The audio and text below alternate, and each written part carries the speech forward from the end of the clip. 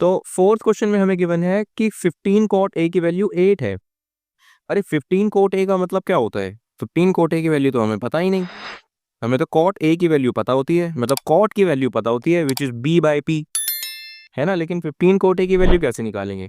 तो कुछ नहीं करना है इसमें। 15 जो यहाँ पे मल्टीप्लाई में है,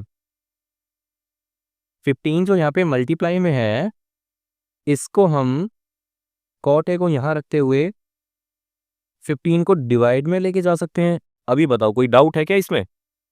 ठीक है, बढ़ते हैं आगे। अब देखो, कॉट ए का मतलब होता है बेस डिवाइडेड बाय परपेंडिकुलर, है ना। याद आया, बेसिक में हमने किया था। ये देखो, कॉट का मतलब होता है बेस डिवाइड बाय परपेंडिकुलर, ठीक है। सो एक बार ट्राइंगल बनाते हैं, फिर और अच्छे से समझेंगे। ये स्टूडेंट्स मैं रफ ट्राइंगल बना रहा हूँ, मैं एकदम एग्जैक्ट एक्यूरेट लेके नहीं बना रहा, तो बस समझना, ठीक है। समझने के लिए ये चीजें बना रखी है। सो कॉट ए से ले रखा है, तो मैं ए इसको मान लेता हूँ और ये हो जाएगा बी, ये इसको मान लेते हैं सी, ठीक है। कॉट ए से ले रखा है।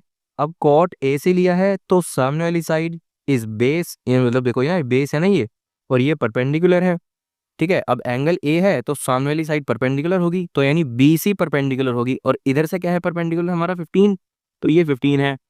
और बेस की वैल्यू कितनी हो जाएगी इधर? बेस हो जाएगा हमारा 8, ठीक है। अब हमें निकालना क्या है, एक बार हाइपोटेनस हमें फाइंड आउट करना पड़ेगा, है ना। हमें हाइपोटेनस फाइंड आउट करना पड़ेगा। बिना हाइपोटेनस के हम साइन की वैल्यू या सेक की वैल्यू नहीं निकाल सकते, तो निकालते हैं। तो अगेन वही करना पड़ेगा हमें, बाय पाइथागोरस थ्योरम, पीजीटी लिख लेते हैं इसको डायरेक्ट, ठीक है। पीजीटी, तो एच का square equal to P square plus B square, है ना। ये तो बहुत बार कर लिया, अब लास्ट क्लासेस में भी बहुत बहुत बहुत बार कर रखा होगा आपने, ठीक है ना। तो एच कितना है हमारा? ए सी, ए सी हमारा एच है, हमें पता नहीं कितना है ए सी। और परपेंडिकुलर है हमारा बी सी, बी सी का स्क्वायर प्लस बेस, बेस है हमारा ए बी का स्क्वायर। सो बी सी है हमारा 15, 15 का स्क्वायर प्लस ए बी है हमारा 8, 8 का स्क्वायर। और इधर ए सी का स्क्वायर हो जाएगा। ए सी हमें मालूम नहीं है, हमें मालूम ना को, 15 का स्क्वायर हो जाएगा 225 प्लस 8 का स्क्वायर हो जाएगा 64, है ना।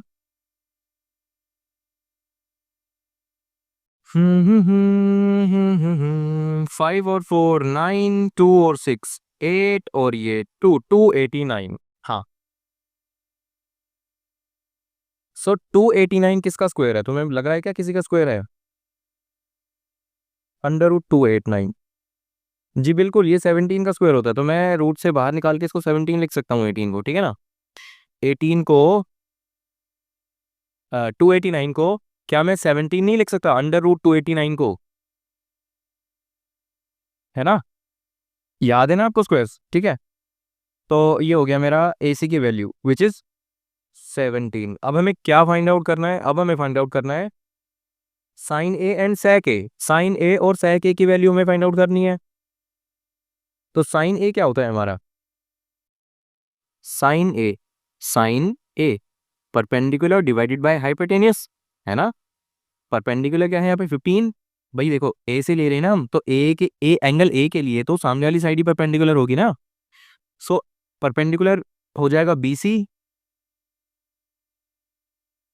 B C divided by hypotenuse which is A सी।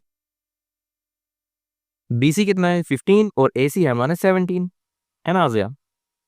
कितना ही इजी था। अब निकालना है हमें sec a की वैल्यू।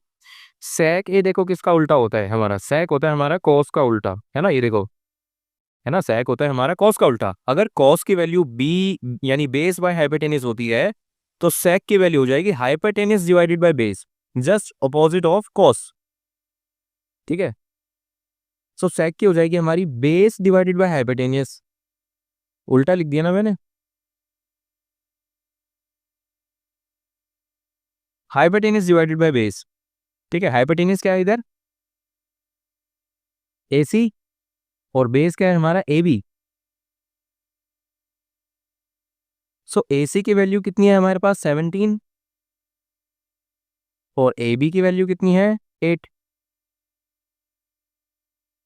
ये हो गई हमारी sec a की वैल्यू, है ना इजी, कितना ही इजी था ये करना।